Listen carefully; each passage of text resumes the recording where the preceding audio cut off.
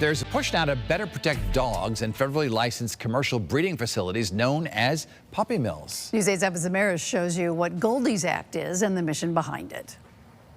This sign really says it all. U.S. Senator Richard Blumenthal saying more has to be done on the federal level to protect dogs. He's hoping to do that through Goldie's Act. What we're pursuing through this law is abuse and cruelty on an industrial scale.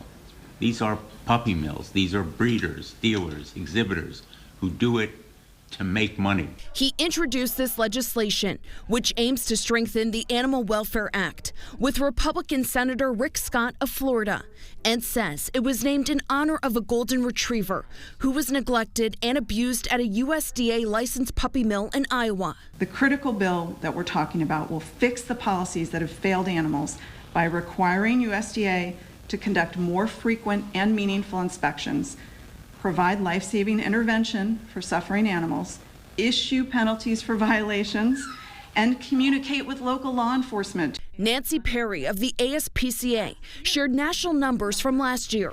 Federal inspectors documented over 1,000 violations per commercial dog dealers at more than 400 facilities. This isn't a few bad apples.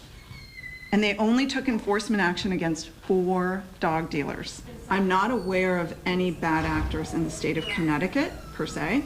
And the impact that we'll see here is on the consumers. They say these animals are brought in from out of state and sold here in Connecticut. You can say it came from a USDA facility. That doesn't really mean anything. But a good, responsible breeder, and there are many, would never allow their puppies to be sold sight unseen. News 8 reached out to the USDA, who told us they don't comment on pending legislation, but they do say they're committed to ensuring the welfare of regulated animals and continues to carry out the critical day-to-day work of enforcing the Animal Welfare Act. We have the laws, we just need them enforced. In Newington, Eva Zamaris, News 8.